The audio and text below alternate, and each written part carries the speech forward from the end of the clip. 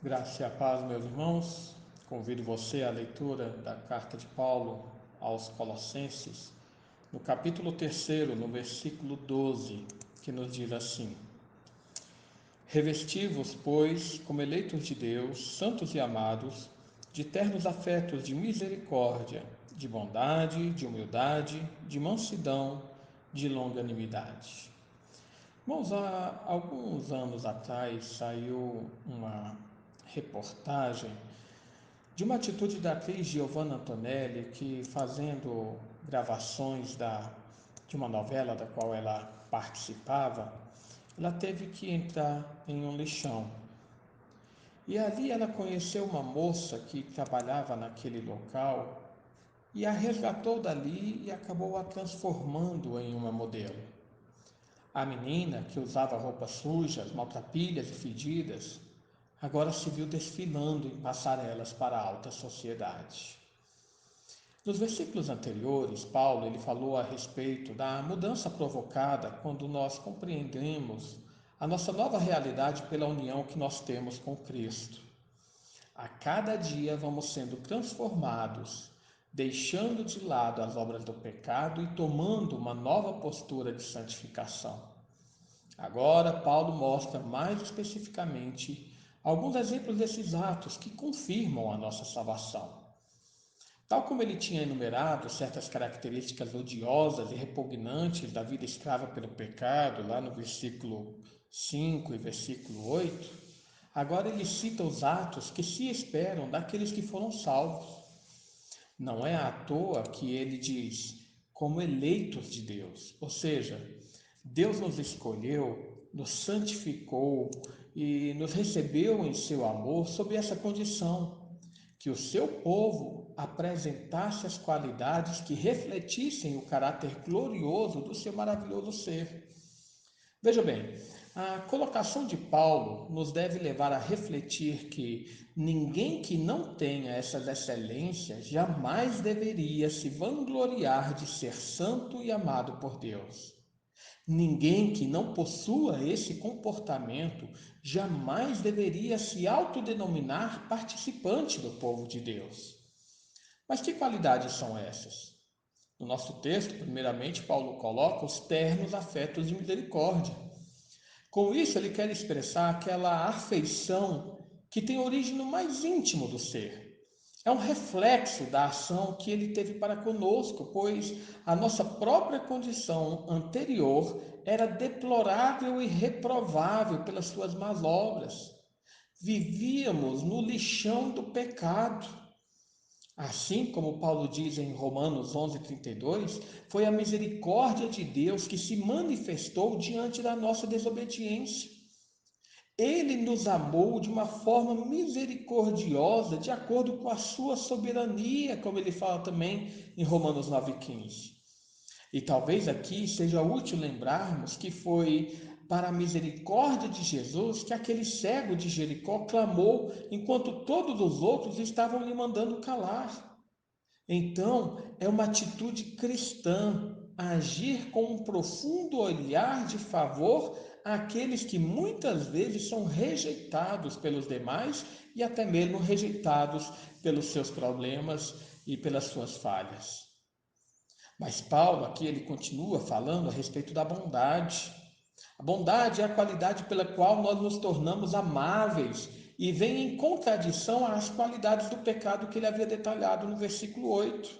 Ali ele diz: Agora, porém, despojai-vos de tudo isso: ira, indignação, maldade, maledicência, linguagem obscena do vosso falar. Então veja que uma pessoa transformada pelo Evangelho de Cristo e que vai sendo moldado às virtudes do reino celestial, exerce a benignidade em vez do ódio, em vez do rancor, do desprezo e coisas assim que prejudicam o próximo. Como continuação, Paulo fala da humildade, porque ninguém será bondoso e gentil senão aquele que, deixando de lado a arrogância e a soberba, se dedica ao exercício da simplicidade e não exige nada para si mesmo. A maior expressão da humildade nós vemos na pessoa de Jesus, no trato com seus discípulos, mas também com os demais homens. Uma narrativa que sempre nos virá à mente para ilustrar essa modéstia do Senhor está no fato de que ele fez questão de, na última Páscoa, lavar os pés dos seus discípulos. Aqui vale lembrar que Pedro queria se recusar de ser lavado por Jesus, pois é o servo que deve lavar os pés do Senhor. Então Jesus ensina: ora, se eu, sendo o Senhor e o Mestre, vos lavei os pés, também vós deveis lavar os pés uns dos outros, porque eu vos dei o exemplo para que, como eu vos fiz, façais vós também. Está em João 13, versículo 14 e 15.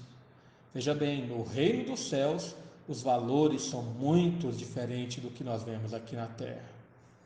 Mas por fim, Paulo menciona ainda a mansidão e a longanimidade. A mansidão se refere a uma postura diante das injustiças e situações difíceis pelas quais nós passamos, principalmente quando a causa em questão é a nossa fé. Mais uma vez, nós vemos o exemplo no Senhor Jesus ao reagir de forma tranquila diante das ameaças e até mesmo diante da acusação que o levou à crucificação. Não é à toa, portanto, que ele disse: aprendei de mim, porque sou manso e humilde de coração, e achareis descanso para a vossa alma. Está em Mateus 11, 29. A alma descansada, sem turbulência, não se acha assim porque não existam problemas ao seu redor, mas porque aprendeu a mensagem e assim chegou a ser a imagem do Mestre. E a longanimidade se faz necessária porque muitas vezes nós nos encontramos com pessoas perversas, ingratas, e assim nós precisamos desenvolver a nossa mansidão. Essa longanimidade também se refere a essa qualidade de perdoar as ofensas que nós recebemos, porque novamente nós vemos o exemplo que vem do Senhor. No final do versículo 13, o versículo seguinte, ele diz: assim como o Senhor vos perdoou, assim também perdoai vós. Enfim, tal como uma pessoa que se vestia de roupas sujas e maltrapilhas, fétidas, essa pessoa tem a imensa alegria de, depois de um banho santificador e purificador, expor as suas novas vestes. Da mesma forma, o cristão deve ter imenso prazer de desfilar perante o mundo a glória e a majestade de Deus em seu comportamento. Que Deus nos ajude a sermos servos fiéis. Oremos. Pai amado, mais uma vez nós nos colocamos diante de Ti.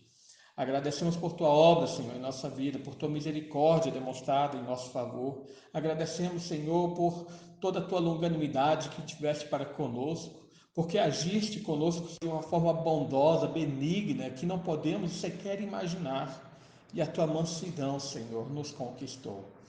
Ajuda-nos, pois, a Senhor, a refletir a Tua glória no nosso viver e a todos os dias podemos mostrar aos homens as qualidades de quem Tu és, a Tua glória e a Tua majestade. Vivifica o nosso coração, transforma o nosso ser. É o que nós pedimos em nome do Senhor Jesus. Amém.